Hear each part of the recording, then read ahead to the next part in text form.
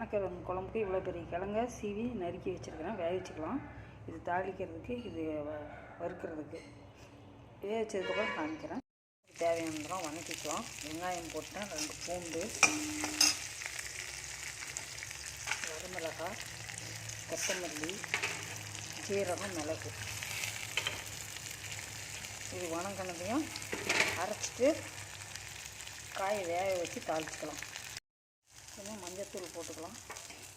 ஒரு கப் தேங்காய் எடுத்து வச்சுருக்கிறேன். இது அரைக்கிறதுக்குள்ளே காயை வேக வச்சிடணும். எண்ணெய் காஞ்சிச்சு. இப்போ நம்ம தாளிச்சிக்கலாம். வெங்காயத்துக்கு கூட ஒரு 2 பல் சிறுபல் பூண்டு வச்சுருக்கிறேன். இதான் தக்காளி வதங்கட்டும். இதெல்லாம் வதங்கிடுச்சு. அரைச்சி வச்சுருக்கிற மேலே தேங்காயும் கொள்ளத்தளவும் இதில் சேர்த்துக்கலாம். நல்லா மிளகு கொதிச்சு முடிக்கட்டும். இந்தளவு இந்த சைஸுக்கு புளி ஊற வச்சு கரைச்சி வச்சுருக்கேன். கொதி வரட்டும், சேர்த்துக்கலாம்.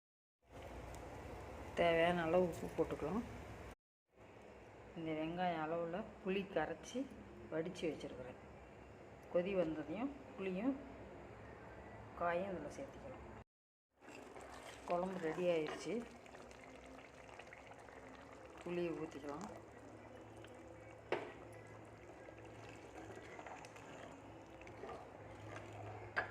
அது கூடவே வேவிச்சு வச்சிருக்கிற கிழங்கு போட்டுக்கலாம். ஒரு கொதி வந்து இறக்கிடலாம். அவ்வளோதான், ரெடி ஆயிடுச்சு.